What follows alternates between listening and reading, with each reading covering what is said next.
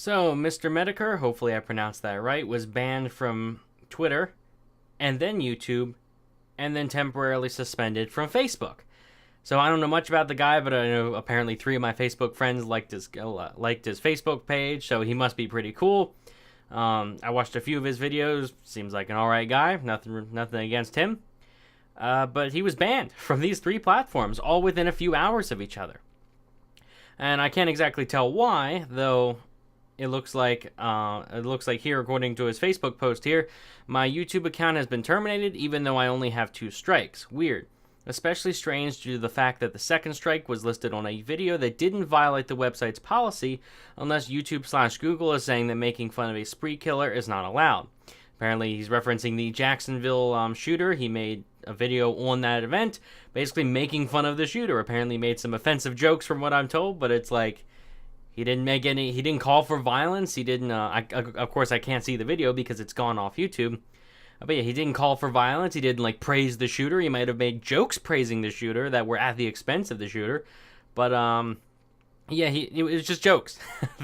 From what I can tell, that was it. He was just making edgy jokes, reporting on the shooting event, and nothing even remotely anything even remotely resembling calls for violence or anything that would actually justify a suspension. He says, this follows right after my termination, or the termination of my Twitter account. Strange it all happened when Kraut comes back and all his little friends are cheering it on. At this point, it's obvious someone is gaming the system to try and screw with me. This reeks of an analog. I don't know what that is. But yes, banned off these 3 platforms. So what are the causes of it? Basically, it could be either the actual organizations themselves, YouTube, Twitter, and Facebook, all grouped together, or all consciously did this, decided to ban him. His channel's, it's bigger than mine, but it's not that big. It's not like Alex Jones big, which makes me think, who's surprisingly big when you look at it. You don't think he's that popular, but apparently he is. 18th biggest radio show in the U.S., so holy crap. But yeah, he was banned, and it could be for that reason, or it could have been a mass flagging campaign. A bunch of people got together, decided to flag all of his accounts to make these 3 social media sites decide to remove him. Probably could have been more that didn't work. Or it could have been just a messed up YouTube algorithm, Twitter algorithm, and Facebook algorithm. All 3 might have just so happened to have screwed up at the same time and accidentally looked at the shooting video and thought, hey, this, I don't know how exactly they screened through the things, but he could have made something that was misinterpreted to be serious when it was a joke, and they all took him down for it. Now, that last one probably didn't happen. That just seems like too much of a coincidence that all 3 of them flagged it at the same time for the same reason and all caught it. That just doesn't seem likely. Again, I don't think it's likely that YouTube and Twitter and Facebook all together decided to do this consciously, because again, it's entirely possible that they decided to knock out this small YouTuber because they thought no one would notice. Again, I don't watch his content regularly. I heard of the guy before, but I only actually watched 2 or 3 of his videos quick before this just to get an idea of who he was. But yeah, seems like a cool guy. But yeah, most likely it seems to be mass flagging. Now, Kraut, I didn't really follow the whole Kraut thing, but I know he's been off YouTube and social media for around a year probably. That was a long time ago. And apparently he just came back today. So could it have been him? Could it have been his followers? I didn't follow the whole situation. I don't know that much about Kraut either. So maybe not. I literally have no idea. But I can't make that judgment based on how... I can't make that accusation based on how little I know about both of them. But apparently they don't get along.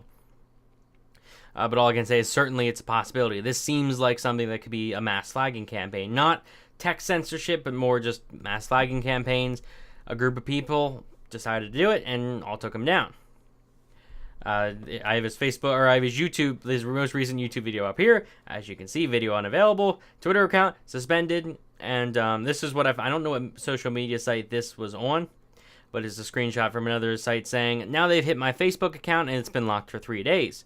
Somebody doesn't want me being able to post about all this.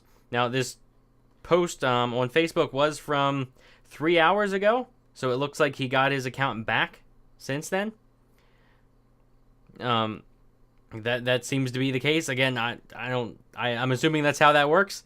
There is no timestamp on when this one was hit other than 26 minutes ago, and this was posted 20 minutes ago. But again, it says it's been locked for but again, it must have just happened in the last 3 hours. But yeah, so I'm obviously against this. And the whole reason I'm making this video is, for one, to make you aware of it, and two, to get you to like his Facebook page. Because if you've ever heard, there's something called the Streisand effect, which basically says, if you do something and you don't want people to know about it, and you try to hide it, people will actually notice that you're trying to hide the thing, and then they will become curious. Like, okay, what are they trying to hide from me? I want to know about this. And they will begin pursuing this thing, and it would have been better off if you had just not tried to hide it at all, basically. So when it comes to YouTube and content creators, like when it happened to Alex Jones, I don't watch Alex Jones regularly. I downloaded his app. I bookmarked his website. I honestly haven't opened the app since then, but hey, I downloaded the app. Same thing with him. I'm liking his Facebook page now, just to try to hopefully boost his numbers. So if anything happens, because I don't know much about what this guy says. I don't know if his politics are left or right or center or far right, far left. I have no idea. But apparently, it's enough to justify a group of people getting together to ban his account. So I want to know what he has to say, and I recommend that you do too. So I'll leave links in the description to, I mean, I can't do it to his Twitter or his YouTube, but I can do it to his Facebook. And I recommend following him just for that reason. But if you know why he was, if you theorize why he was banned off YouTube and Twitter and Facebook, let me know why you think that in the comments section. If you know if he's on any other social media sites, that last one I don't recognize. I don't recognize what platform this is. Apparently, it's one that I don't use. If you know what that is, put it in the comments section. I'll put it in the description of the video as well. But yeah, follow his stuff. This is, no matter who it happens to, it's unfair as long as he wasn't advocating for violence, which, as far as I can tell, he was not doing that thing. Yeah, if you know anything else about the situation, if you know any of his other social media sites, link it in, or post a comment about it. But yeah, I'm just trying. That's the whole point of this video. That's the whole point of what I've been trying to do recently with the certain videos on my channel, is just to make people aware when people are terminated off social media sites, because it's like, that's not right. That's not right. And I want the Streisand effect to be a thing where whenever someone is banned, they become much more popular. That is the best way to do it. It's to mess with the incentive structure of the whole thing. If someone is banned off a site, you want to disincentivize someone doing that as much as possible. Basically, if they're banning someone, they're probably doing it so the person is less popular, is less of a voice.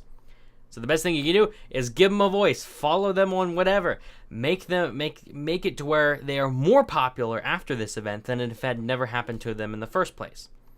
But that's my take on it. Like the video if you enjoyed, subscribe for more.